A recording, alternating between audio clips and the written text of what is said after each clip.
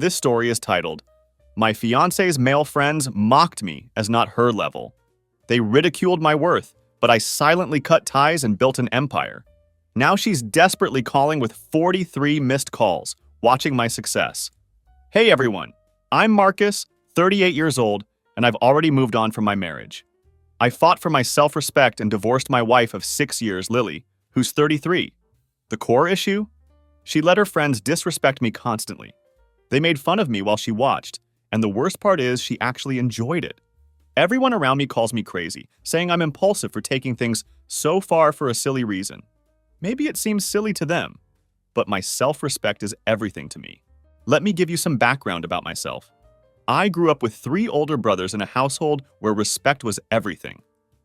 My dad was a retired Marine Corps captain who taught us that a man's word and his honor were all he truly had in this world. I remember when I was 10 years old, my dad pulled me aside after some kid pushed me around at school. He didn't tell me to fight back like you might expect. Instead, he gave me advice I've never forgotten. Marcus, you teach people how to treat you. If you let them step on you once, they'll do it forever. Those words shaped how I approach every relationship in my life. I wasn't born with a silver spoon in my mouth. I worked my ass off to get where I am today. I put myself through college while working nights as a bouncer at this underground club in Chicago. Standing 6'2" with a naturally broad build, thanks to my old man's genes, I was perfect for the job. Dealing with drunk people trying to start fights taught me a lot about setting boundaries and standing my ground. After graduating, I landed an entry-level position at an investment consulting firm. I grinded for 12 years to make senior consultant, building my client portfolio through pure hustle cold calls, networking events, staying late. Nothing was handed to me. I built everything through sweat and determination, which is probably why I value respect so highly. My brothers all went into different fields. One's a firefighter, another followed Dad's footsteps into the Marines, and my oldest brother runs his own construction business. We're all cut from the same cloth. Straightforward guys who don't take shit from anyone. That's why what happened with Lily hit me so hard. It went against everything I was raised to believe about how a man should be treated, especially by his wife. I met Lily at a friend's destination wedding in Miami. She was gorgeous. This stunning brunette with bright hazel eyes who could stop traffic with her looks. Honestly, she was way out of my league appearance-wise, but we connected immediately. She was smart and worked as a brand director for a luxury skincare company. She seemed to appreciate my straightforward nature. While other guys played games and put on fake personas, I just told her exactly who I was. 6 months later, I proposed. The first year of our marriage was perfect. We bought a modest but nice house in a good neighborhood in Nashville, traveled to Bali and Greece, and talked about starting a family soon. Then I met her college friends, and everything changed. She had this very close group of girlfriends that she'd known for years. From the start, I had a feeling Lily's friends didn't like me. I initially shrugged it off because, honestly, who cares what my wife's friends think? They weren't important to me. But right from the first time she introduced me to them at this upscale wine bar downtown, I felt this cold vibe. They tried to be sweet, but one could easily see through their act. The awkward silence and side glances said a lot. "So, Marcus, what is it that you do again?" one of them asked with this fake smile plastered across her face. I told them about my consulting work, and she responded with, "Oh, interesting," in a tone that clearly meant the opposite. Like you help people plan their retirement and stuff? She giggled like it was the most boring job ever.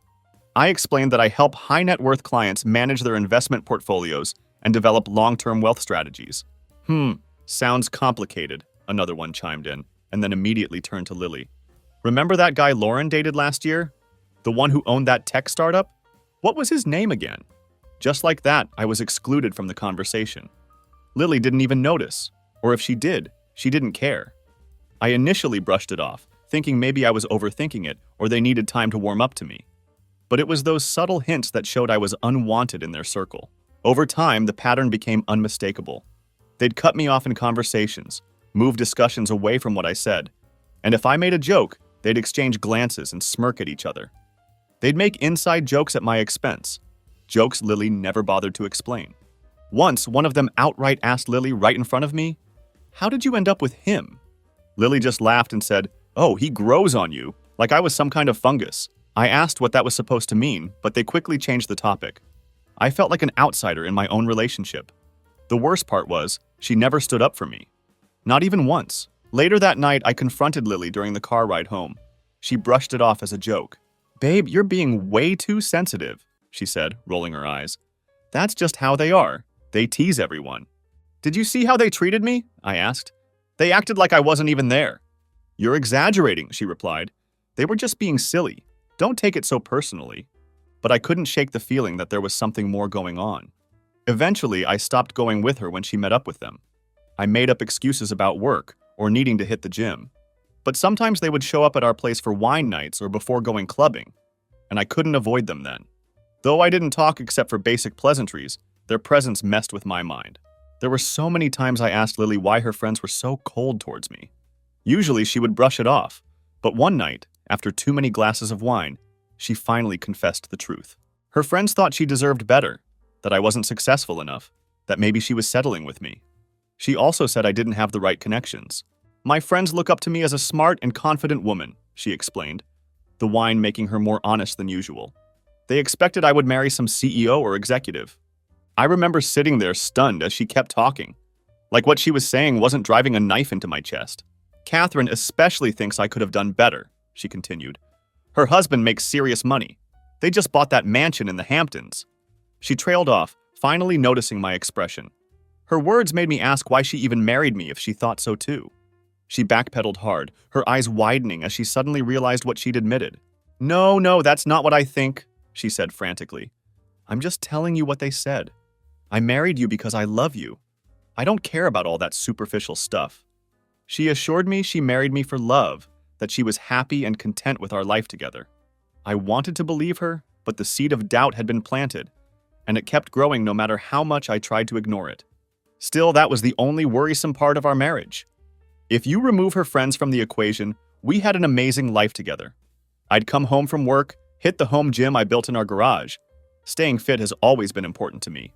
And then we'd spend quality time together. Weekends were for hiking or trying new restaurants. We didn't have any major fights, apart from the ones that popped up due to her friends. I noticed Lily became a different person around them. Usually she was kind and considerate, but with them, she became feisty and savage. All her friends were this way, so maybe she was just trying to fit in. I tried to understand that everyone wants to belong, but at what cost? The breaking point came around 5 months back. Her laptop had crashed, so she had been using mine for a while. She had logged into WhatsApp on my computer, but forgot to log out. A few days later, I opened the app and realized it was still logged into her account. I was about to close it when messages started syncing, hundreds of them. There was no way to stop the sync once it started. I intended to log out, but then my name popped up multiple times in a group chat preview. Curiosity got the best of me, and I opened the chat. What I saw, man, I can still feel that pit in my stomach thinking about it. It was worse than I ever imagined. She wasn't just tolerating their trash talk about me, she was actively enjoying it and participating. The group was called Boss Babes and included 5 women, Lily among them. They talked daily, sharing everything from work gossip to relationship details. I scrolled back to get context, and what I found made me sick to my stomach. There's one friend named Catherine who's the meanest of all. She had married some tech mogul a year back and never stopped bragging about the money, the holidays, and the gifts. The guy was handsome too, former college athlete type who still had time to hit the gym despite his supposedly demanding job. She often sent their pictures in the group, then tagged Lily and asked, "What did Marcus do for your birthday?" Or, "Where was Marcus taking you for the holidays?" It was hurtful to see, but Lily's responses were even more shattering. I kept reading, unable to stop despite the growing knot in my throat. There was a conversation where Catherine had just gotten back from Bora Bora. "David surprised me for our anniversary," she wrote, sharing a photo of herself in a bikini next to her husband on a yacht. Lily responded, "OMG, so jealous, looks amazing." Catherine replied, "What did Marcus get you for your birthday last month?" "Did he finally take you to that restaurant you've been hinting about?" Lily wrote back, "Lol, no, he got me flowers and cooked dinner. It was sweet, I guess." Catherine, "Flowers and dinner at home, that's it, girl?" Then another friend chimed in, Nicole, "I swear sometimes I wonder what were you even thinking when you decided to marry him?" Lily responded, "I wonder that too, LOL. I felt like I'd been punched in the gut." This was my wife, the woman who had just curled up next to me on the couch the night before, who told me she loved me before we went to sleep. The conversation continued. Ashley, he's so boring. He doesn't even surprise you with weekend getaways like David does for Catherine. Lily just replied, huh, Catherine. You deserve someone who matches your energy, someone successful and exciting, not Mr. Investment Consultant who thinks a wild night is trying a new craft beer at the local brewery LMAO. Lily wrote, stop! But they kept egging her on, all of them laughing at my expense like I was some clueless fool. The worst part was seeing how easily she joined in. In some messages, Lily would defend me a little, saying things like, he's really good with money though, or he's sweet in his own way, but it felt like she was talking about a pet, not her husband. One of them even suggested she find someone on the side, someone more exciting. Lily's response was, you bet, followed by a winky face. I felt sick to my guts. I was literally shaking as I read through these messages. This wasn't just mean-spirited gossip. It was hurtful and disrespectful on a fundamental level. I exported the whole chat into my mailbox and saved it on my laptop. I've never been the type of guy to let people walk all over me. In the gym, at work, anywhere, I stand my ground. But here I was, letting my own wife and her friends treat me like I was nothing. Not anymore. I kept digging, looking for any evidence that she might have actually cheated. Nothing concrete turned up, but there were several instances where they discussed attractive men at her workplace or friends of friends. It was enough to keep the paranoia simmering in my mind. Was she just talking, or had there been more? I didn't explode right away. I just sat there processing everything. It hit me like a ton of bricks that the woman I loved, the woman I built a life with, had been making a joke out of me for years. And I was a fool to think we had a great marriage. I scanned through her inbox, but didn't find anything else incriminating. Her chat with her mom had nothing suspicious in it. In fact, to her mom, she painted our marriage as perfect. I wondered which version was the lie, the one she told her friends or the one she told her mother. When she got home that evening, I was sitting in the living room with my laptop open on the coffee table. She came in smiling, dropped her purse on the counter, and leaned in to kiss me like any normal day. I turned my face away. What's wrong? She asked immediately, sensing the tension. I gestured to the laptop. You forgot to log out of WhatsApp on my computer. She froze, then panicked, her face draining of color as realization dawned on her. Marcus, how much did you read? She asked, her voice barely above a whisper. Enough, I said quietly. Enough to know what you and your friends really think of me. She tried to gaslight me immediately. You invaded my privacy. You went through my messages. She accused, as if that was the real issue here, as if the violation of her privacy was the crime, not the absolute mockery of our marriage. Are you serious right now? I asked, my voice rising despite my attempts to stay calm. You're worried about your privacy? What about my dignity? What about our marriage? Do you think it's normal to talk about your husband that way? It's just girl talk, she insisted, tears forming in her eyes. Everyone vents about their partner sometimes. It doesn't mean anything. I looked her straight in the eyes and said, You didn't log out. And frankly, I'm glad you didn't. At least now I know the truth. What you really think about me. She tried to defend herself, saying she didn't say anything wrong about me. She challenged me to show her proof that she had personally talked badly about me. Yes, you didn't say outright negative things, I conceded. But you didn't stop them either. You laughed along. You agreed with them. Tell me, Lily, if someone was talking about your husband, shouldn't your first reaction be to defend him? Not join in? The situation quickly escalated. I was really angry. And she was still defending herself, insisting that her friends were just funny and messing around with her, that they say mean things about everyone, and I was no exception. So that makes it okay? I asked incredulously. Everyone gets torn down, so I should just accept it? Is that really your defense here? I made it clear that I didn't care what her friends said or did. You being my wife should have defended me. But instead, you enjoyed their insults about me. You participated. She tried to defend herself and her friends, but I laid it out plain and simple. It's them or me. Either you cut them off right now, over the phone in front of me, or we're done. You can't be serious, she said, her eyes wide with disbelief. They're my best friends. I've known them for over a decade. And I'm your husband, I countered. The man you promised to love and respect. Choose. She hesitated. She actually hesitated. Then she pushed back against my ultimatum. Come on, you know they're just joking, she pleaded. You're taking this too seriously. We can work this out. I'll talk to them. Tell them to tone it down. That's not good enough. I told her firmly. I want them out of our lives. They're toxic and they're poisoning our marriage. That's not fair, she protested. You can't just demand I cut off my friends. What kind of controlling behavior is that? It's not controlling to expect my wife not to participate in humiliating me behind my back, I explained, struggling to keep my voice steady. I'm not telling you what to do. I'm telling you what I will and won't tolerate in my marriage. The choice is yours. She stared at me for a long moment, then said, I can't cut them off. That's not reasonable. Cool, I replied, the word coming out more calmly than I felt. You made your choice, and now I'll make mine. I'm ending it. She freaked out. You're really going to break up over some texts? Over these stupid reasons? You're throwing away 6 years of marriage over this? It's not about texts or petty reasons, I explained. It's about self-respect. As my wife, it's your duty to protect my honor, and you failed to do so. I was still being considerate and giving you a chance to make things right. All you had to do was cut off your friends. What's the use of such cruel people in your life who only put you down and make you feel small? She didn't understand. Over the next few days, the arguments continued. She oscillated between defensive anger and tearful apologies. She promised to be better, to stand up for me more, to limit her time with them, but she wouldn't take the step I needed, cutting them out completely. She apologized on their behalf and promised to keep them in check next time. I told her that wasn't helping. I don't need a sorry, I said. I want you to cut them off right now. If you can't, then I'm out. They're not that bad, she insisted. You're only seeing the worst moments. They can be really supportive too. Supportive of what? I asked. Undermining your marriage? Making you feel like you settled? Encouraging you to cheat? That was just a joke, she protested. I would never cheat on you. But you joke about it with them. You entertain the idea. Where's the respect in that? After a lot of back and forth, multiple rounds of fighting and yelling, she finally said firmly, They came into my life before you, and I can't lose them over you.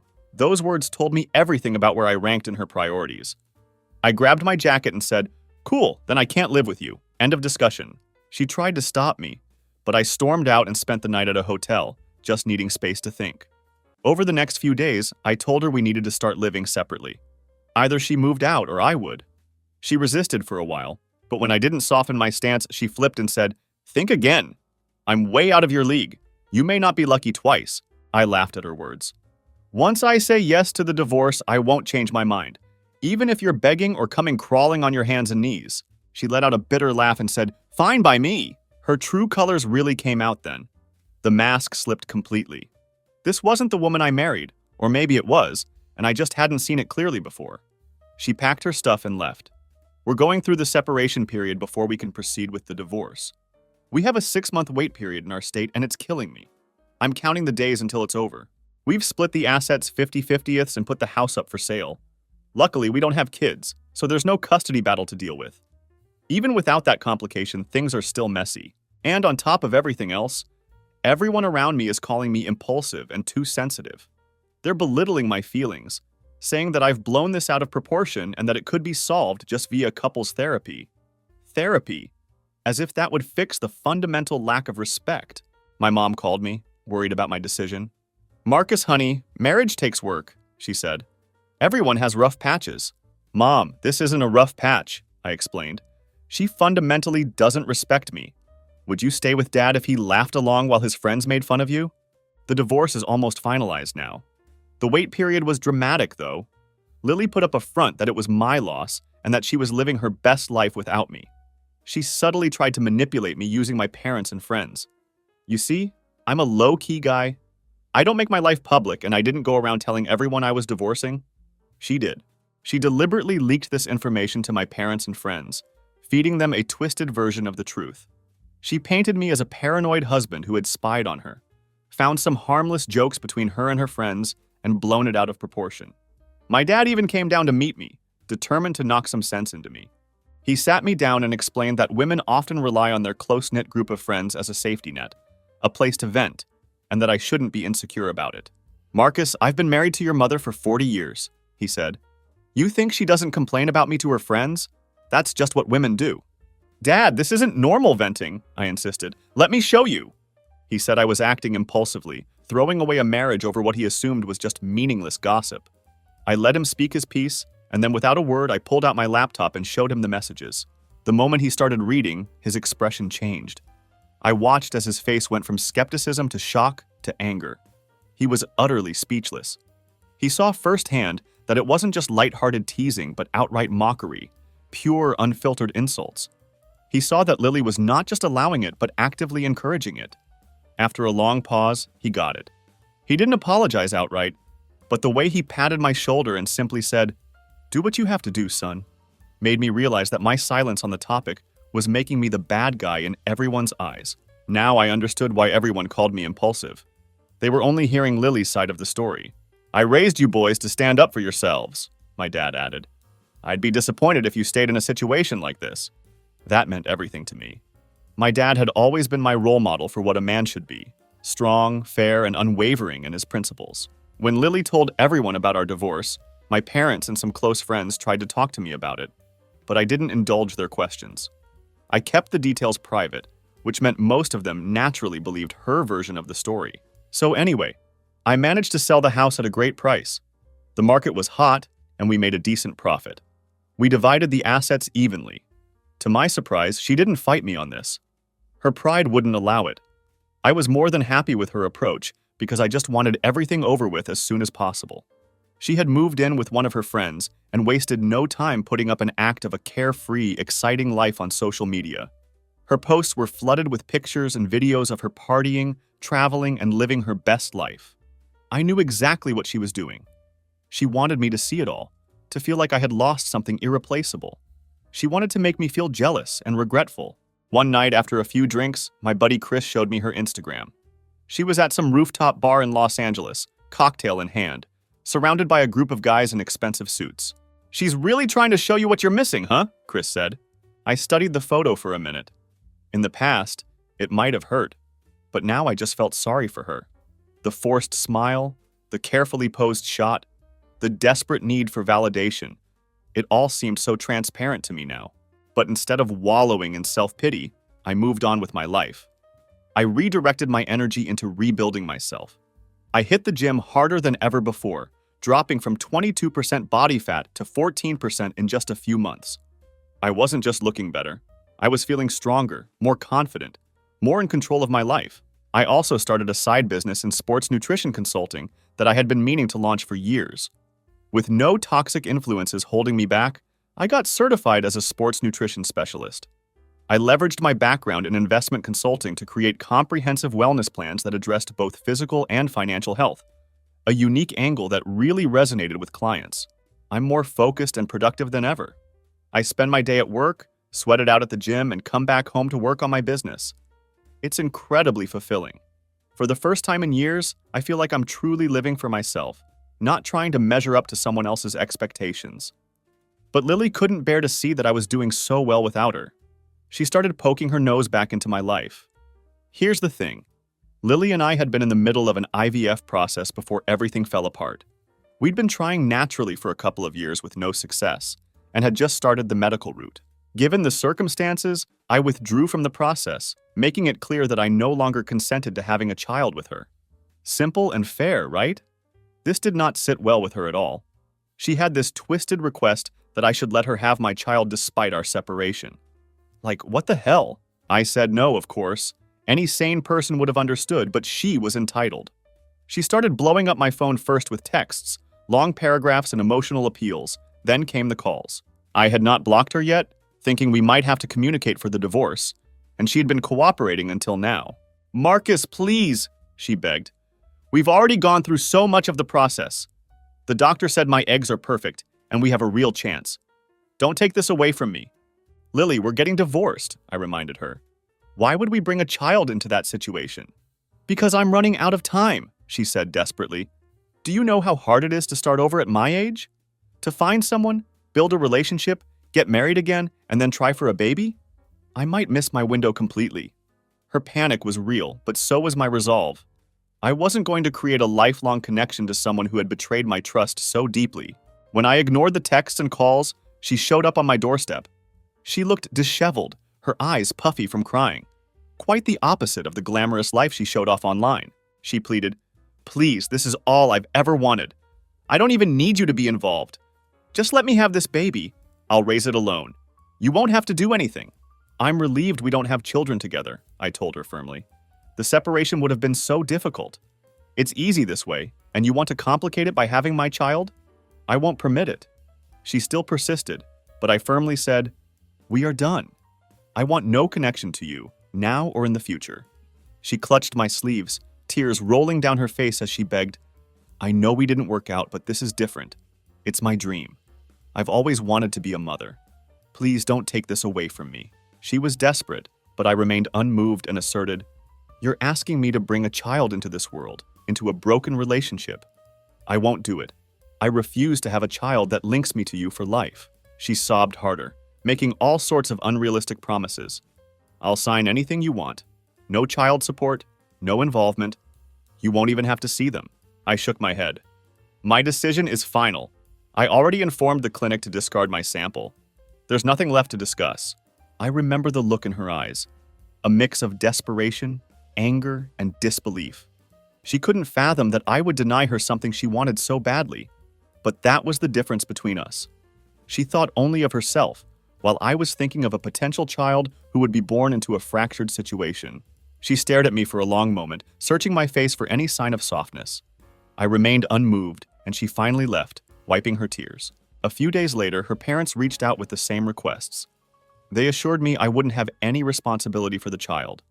She would sign an official document stating she would ask for no child support. But my answer remained the same. Absolutely not. I wanted no connection to her, and certainly not through a child. This is the final stretch before the divorce is finalized. I can see the finish line, and I'm counting down the days. Final update. It's been a while, and life has exploded in the best possible way. After everything that happened, I threw myself into my business, and it has paid off tremendously. What started as my sports nutrition consulting side hustle, primarily for amateur athletes, has now grown into a full-fledged company with 5 employees. I've expanded into personalized fitness programs, recovery techniques, and even a premium supplement line that's been featured in Men's Health and Sports Illustrated. I was able to scale it beyond my expectations. Now I run it full-time. I quit my investment consulting job a year ago and never looked back. The transition wasn't easy. There were plenty of late nights, uncertain moments, and financial stress as I built the business. But unlike my marriage, this was stress with purpose. Every obstacle I overcame made me stronger and moved me forward. I remember the day I landed my first professional athlete client, a linebacker for an NFL team who was recovering from knee surgery. He had tried everything to get back to peak condition, but nothing was working. My program got him back on the field 3 weeks ahead of schedule, and the referrals started pouring in after that. Well, Lily's been watching it all. I never blocked her on social media, but I don't follow her either. I know for sure that she looks up my profile every now and then because I see her likes on my business achievement posts or gym progress pics. Sometimes she'll even leave a brief comment like congratulations or looking good. I don't respond. I don't post much, but whenever I do, it's about my business milestones or fitness achievements, not any random stuff. My brother noticed it too. Dude, your ex-wife is stalking your Instagram hard, he told me one day over beers. Trinity, his wife, follows her, and she said Lily brings me up in her stories sometimes, trying to act like we're still on good terms. We're not, I said simply. Oh, Trinity knows that, my brother assured me. She just thinks it's pathetic how Lily's trying to associate herself with your success now. Recently, I spoke to one of our mutual friends. She told me that Lily brings me up more often than she'd like to admit. She asks about you every time we talk, the friend admitted. Wants to know if you're seeing anyone, how your business is doing, if you ever mention her. It's honestly getting weird. During the waiting period, and even for a few months after the divorce, she continued posting about her fun and colorful social life. But gradually, it shifted. Her life has been anything but perfect since then. She enjoyed her carefree life for a while, but eventually she felt lonely after all her friends got engaged and married and began prioritizing their personal lives. The friend with whom she moved in after the divorce also got engaged and asked Lily to move out. She chose them over me, and in the end, she got left behind by her soulmate friends. Those cheerful group pictures with her so-called best friends have disappeared from her social media. Now instead, she's been posting cryptic stories about fake friends and how one bad apple can ruin the bunch. Even Catherine, her friend who was married to the tech mogul? Yeah, turns out he was cheating on her with his assistant. It became a massive public scandal. Divorce, the whole drama. Catherine moved back to her hometown in disgrace. Karma's a bitch. I heard through the grapevine that Lily tried to reconnect with Catherine after that, thinking they could bond over being divorced. But Catherine was too deep in her own problems to care about Lily. The Boss Babes group chat apparently fell apart completely when one of the other women accused Nicole of sleeping with her husband. The whole toxic circle imploded under the weight of its own drama. The best part was when the mutual friend let it slip to Lily that I'm dating another woman. It's true. I have found love again. Her name's Sophia. She's a former professional tennis player turned physical therapist. She's 32, 5'9", athletic as hell, with this amazing smile that lights up a room. She's my business partner now. Smart, independent, and driven. We met through work when she approached me about collaborating on recovery protocols for athletes. It started as a professional relationship and naturally grew into something so deep and meaningful. She's nothing like Lily. And that's the best part. There are no mind games, no belittling, and no cruel laughter at my expense. She respects me, supports me, and most importantly, she values me for who I am, not for what I can provide or how I compare to someone else's rich husband. With Sophia, everything feels real. When she compliments me, I know she means it. When we disagree, we talk it out like adults. There's no passive-aggressive behavior, no running to friends to mock me behind my back. She moved in with me 3 months ago, and it's been amazing. We work out together, collaborate on the business, and push each other to be better. She understands my drive because she has the same ambition herself. Last month, we opened a small performance center downtown, combining our expertise into a holistic approach to athletic development. The place has been packed since day one. When Lily found out about Sophia, she lost it. She showed up at my gym unannounced while I was training a client, asking for a few minutes. She looked different and desperate, well put together on the outside, but hollow-eyed and regretful. She started off by saying sorry. This was the first time she ever uttered that word, and it felt like she meant it. "Marcus, can we talk privately, please?" she asked, glancing nervously at my client, a college basketball player who was clearly uncomfortable with the situation. I excused myself for a moment and led Lily to the small office in the back. "What do you want, Lily?" I asked bluntly. "I'm working." She took a deep breath. "I've been doing a lot of thinking, and I need to apologize to you. I was wrong. So wrong about everything." She admitted that it was her mistake to prioritize her friends over me. She was guilty and remorseful as she spilled everything. How in the end? Her friends all got busy with their own lives. 2 of them had kids now and lost touch. Another had moved away for her husband's job. Their group had scattered completely. "We used to talk every day," she said, eyes downcast. "And now I'm lucky if I get a text back once a week. I sacrificed my marriage for people who dropped me the minute their lives changed." She confessed that this was the primary reason she had wanted to have kids with me, because her friends were having them, and she didn't want to feel left out. She admitted that she had always wanted to fit into the girls' gang. These women were the coolest ones in her college, and Lily desperately wanted to be part of their group. She did everything to fit in and never stood up against them, even when it meant disrespecting her own husband. "I was insecure," she admitted. "I always felt like I had to prove myself to them, like I wasn't good enough unless they approved of my life. And they never thought you were good enough for me, so I tried to see you through their eyes instead of my own. I never wanted to hurt you," she continued, "and didn't mean what I said in the chat. I just played along to be in their good books." "Exactly," I said. "You cared about them, their opinion, and not about my feelings. You made your choice and I made mine, and we both are living by it." She wiped her tears and tried to fake excitement. "I'm so happy for your success. You're doing so well. I follow your business updates. Your body looks amazing too.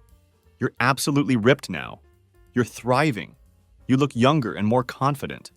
I didn't melt at her compliments, just nodded with a half smile. Then came the real reason for her visit.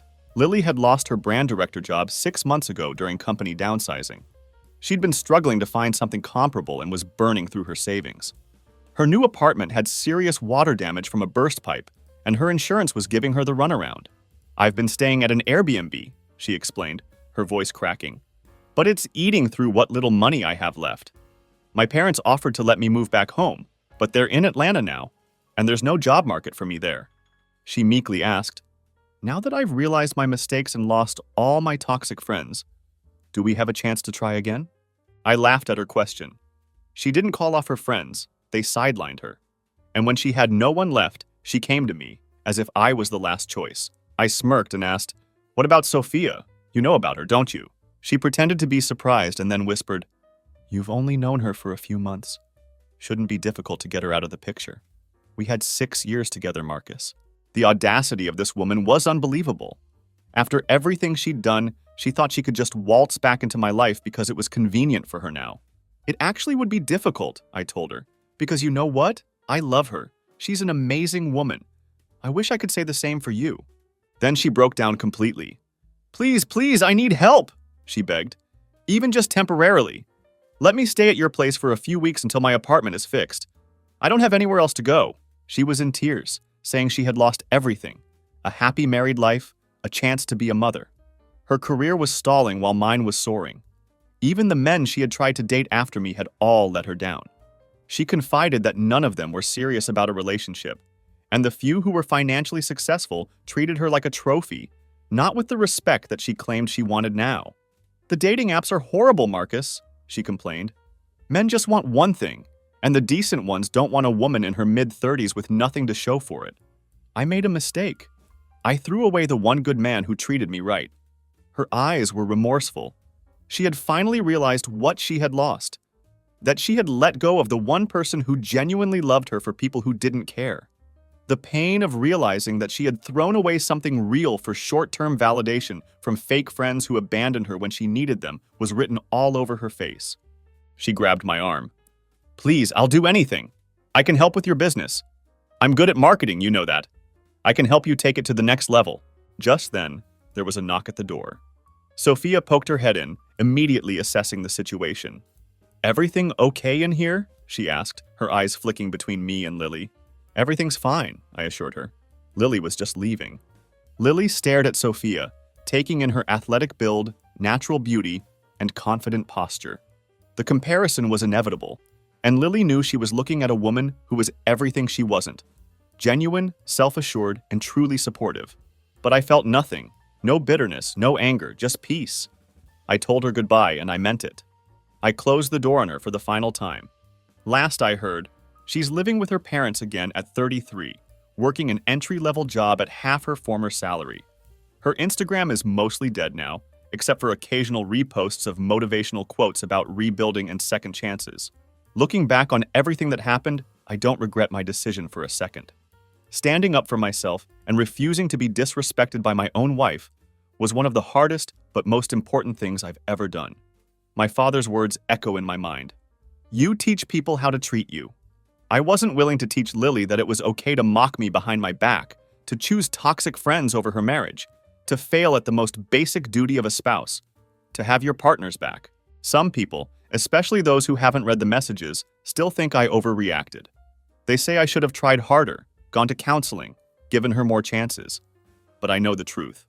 Respect is fundamental to any relationship, and once it's gone, the foundation crumbles. There's no rebuilding from that. With Sophia, I've found what a real partnership looks like. We challenge each other, support each other's dreams, and most importantly, we respect each other. When her friends come over, there's no mockery, no comparison to other men, no subtle digs. Instead, they tell her how lucky she is, and she agrees. Not because I provide a lifestyle, but because we truly connect. My business continues to grow. We're opening a second location next month, and I'm working on a book about integrated fitness and financial wellness. Life has a way of working out when you stand by your principles and refuse to compromise on what matters most. In a strange way, I'm grateful for what happened. If I hadn't seen those messages, I might still be married to someone who didn't truly respect me. I might never have started my business, never met Sophia, never discovered just how good life could be when you're with someone who values you for who you truly are. As for Lily, I hope she learns from this experience. I hope she realizes that true friends don't encourage you to disrespect your spouse, that a marriage built on genuine connection and mutual respect is worth more than fitting in with the cool crowd, that in the end, the only approval that matters is your own. But that's her journey now, not mine. I've moved on to bigger and better things, and I've never looked back. Sometimes standing up for yourself means walking away from people who don't value you. It's not easy, but it's worth it. Always choose self-respect. You deserve better.